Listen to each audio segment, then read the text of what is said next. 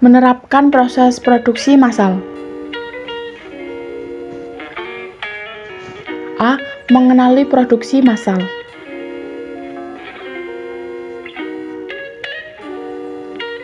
Satu. Hakikat produksi massal. Produksi merupakan upaya yang dilakukan dengan cara menambah nilai guna suatu benda atau suatu produk. Tidak hanya menambah nilai guna, tetapi juga dapat menciptakan suatu produk yang baru sehingga lebih bermanfaat dalam memenuhi kebutuhan. Adapun kata massal memiliki arti mengikut sertakan atau melibatkan banyak orang. Berdasarkan kedua pengertian tersebut, dapat disimpulkan bahwa produksi massal adalah kegiatan yang dilakukan untuk menambah nilai guna suatu produk atau menciptakan suatu produk dengan melibatkan banyak orang, dalam hal ini tenaga kerja. 2. Ciri-ciri produksi massal. Ciri-ciri produksi massal meliputi A. Produk yang dihasilkan dalam jumlah besar, B. Biaya per unit rendah, C. Bertujuan menguasai pasar, D. Dijual di pasar bebas, E. Hampir tidak ada variasi produk, dan F. Harus ada stok untuk memenuhi kebutuhan saat masa tunggu. 3. Kekurangan produksi massal. Sistem produksi massal memiliki kelebihan dan kekurangan.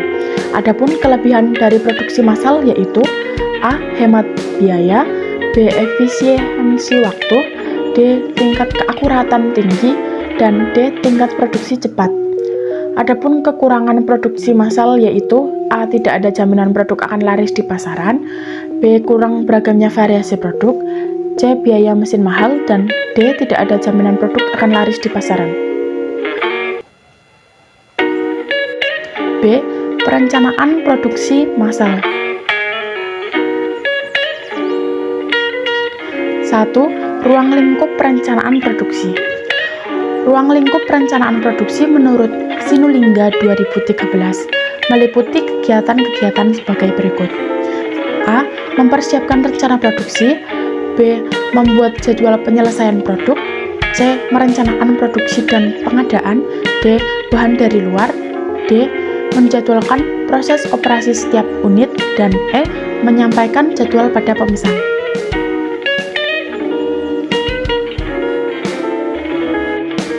Dua.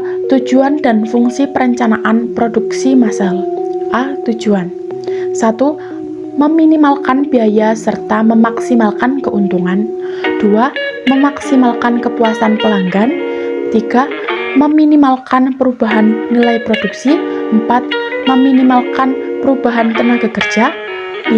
Memaksimalkan perlengkapan dan inventaris pabrik. B. Fungsi. 1. Menjamin rencana produksi dan pemasaran produk. 2. Mengukur kapasitas produksi yang konsisten terhadap rencana produksi. 3. Alat untuk memonitor hasil produksi.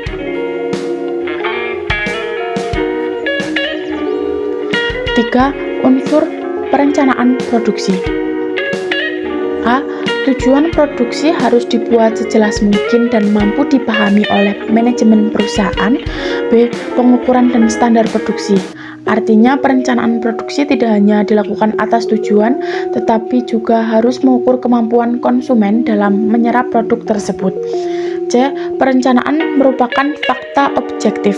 Perencanaan produksi harus apa adanya dan memiliki pemikiran yang cukup rasional, bukan hanya sebagai angan-angan. D.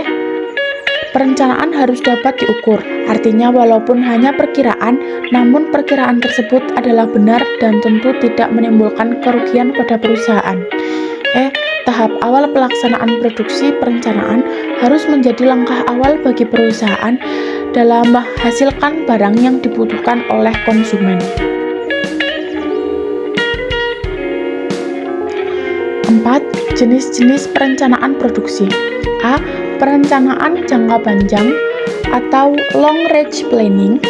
Perencanaan jangka panjang merupakan perencanaan produksi lebih dari 1 tahun bahkan hingga 5 tahun mendatang. B. Perencanaan jangka menengah atau medium range planning. Perencanaan jangka menengah merupakan perencanaan yang dibuat untuk kegiatan produksi selama 2-3 tahun mendatang. C. perencanaan jangka pendek atau short range planning.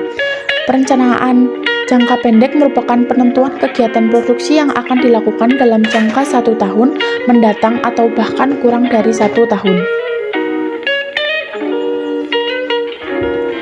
5.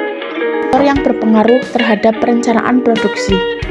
A. Faktor internal, meliputi kapasitas mesin, produktivitas tenaga kerja, dan kemampuan pengadaan. B. Faktor eksternal, meliputi kebijakan pemerintah, inflasi, dan bencana alam. 6. Langkah-langkah perencanaan produksi. A. Penelitian dan pengembangan produk. B. Mencari gagasan dan seleksi produk. C. Menetapkan skala produksi. Terima kasih.